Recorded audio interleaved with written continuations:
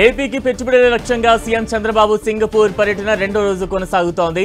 ఏపీలో పోర్టులు, నగరాలు, క్రీడల అభివృద్ధి లక్ష్యంగా సీఎం చంద్రబాబు టీం సింగపూర్లో పర్యటిస్తోంది.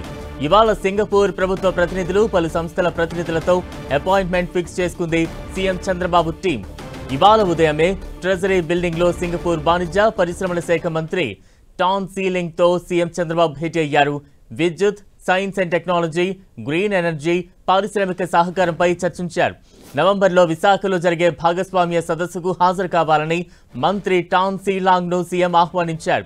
పోర్టులు, లాజిస్టిక్స్ రంగంలో ఉత్తమ విధానాలను అనుసరించడంలో సింగపూర్ సహకరించాలని కోరారు సీఎం చంద్రబాబు. కొద్దిసేపటి క్రితమే ఎయిర్ బస్ సంస్థ ప్రతినిధులు కృతివాస్, వెంకట్ కట్కూరితోనూ చంద్రబాబు సమావేశమయ్యారు. అలాగే హనీవెల్ సంస్థ ప్రతినిధులతోనూ సీఎం చంద్రబాబు టీం సమావేశమైంది. మరి కాసేపట్లో బిజినెస్ రౌండ్ టేబుల్ సమావేశం జరగనుంది. ఈ సమావేశంలో ఏపీలో పెట్టుబడులు పెడితే కలిగే ప్రయోజనాలపై సీఎం చంద్రబాబు వివరించనున్నారు. అలాగే ఉదయం 11 గంటలకు ever world chairman mister Simon టామ్తోనూ సమావేశం కానున్నారు. ఆ తర్వాత సింగపూర్ స్పోర్ట్స్ స్కూల్ను సందర్శించనున్నారు. ఇక మధ్యాహ్నం 1 గంటకు టువాస్ పోర్ట్ సైట్లో ముఖ్యమంత్రి పర్యటించనున్నారు. పోర్ట్ సీఈఓ విన్సెంట్ ఆధ్వర్యంలో జరిగే ప్రత్యేక చర్చలో పాల్గొనున్నారు. సాయంత్రం 4:30 ఆంధ్రప్రదేశ్ సింగపూర్ బిజినెస్ ఫోరం నిర్వహించే రోడ్ షోలో ప్రసంగిస్తారు సీఎం చంద్రబాబు. సాయంత్రం 6 గంటలకు అదానీ పోర్ట్స్ ఎండీ కరణ్ అదానీతో కూడా సమావేశం కానున్నారు సీఎం చంద్రబాబు.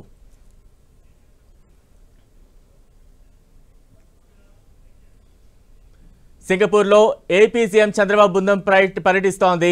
పలు కీలక ప్రతినిధులతో భేటీ కాబోతోంది. తాజా అప్డేట్స్ అందించేందుకు మా ప్రతినిధి రవిచంద్ సిద్ధంగా ఉన్నారు. రవిచంద్,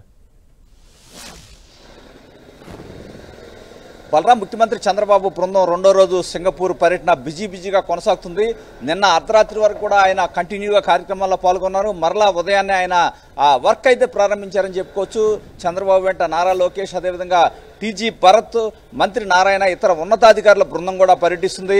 నిన్న సింగపూర్లోని అగ్రజ సంస్థలో వాణిజ్య సంస్థలతో కూడా నిన్న చర్చించారు. ఈరోజు కూడా సింగపూర్ వాణిజ్య మంత్రితో ప్రస్తుతం చర్చలు కొనసాగుతూ ఉన్నాయి. ఆంధ్రప్రదేశ్ పెట్టుబడులకు అనుకూలమైన ప్రాంతంగా ఆయన చెప్తూ ఉన్నారు. ఎందుకంటే ఆంధ్రప్రదేశ్ సింగపూర్ను ఆదర్శంగా తీసుకుంది. ఉమ్మడి ఆంధ్రప్రదేశ్గా ఉన్నప్పుడు కూడా సింగపూర్ విధానాలని ఆనాడు హైదరాబాద్లో ప్రవేశపెట్టానని కూడా మంత్రికి చంద్రబాబు వివరిస్తున్నారు.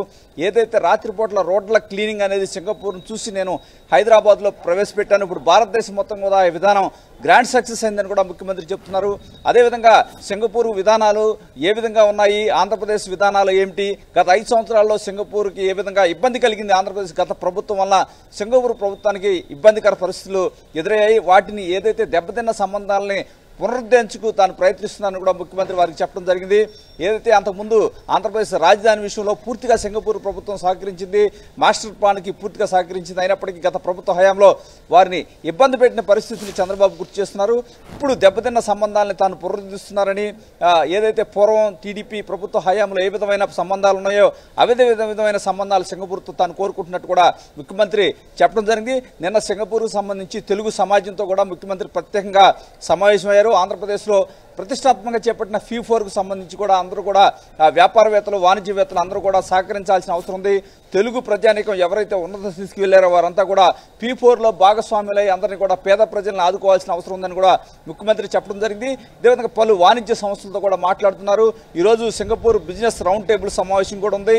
ఇక్కడ ఆంధ్రప్రదేశ్లో లాజిస్టిక్స్ హబ్గా ఏ విధంగా ఉంది, క్వాంటమ్ వాలీ కావచ్చు, అదేవిధంగా నైట్రోజన్ ఏదైతే విద్యుత్ తయారీ సంబంధించి కూడా అనేక పరిశ్రమలు హబ్గా ఆంధ్రప్రదేశ్ ఏర్పడిపోతుంది.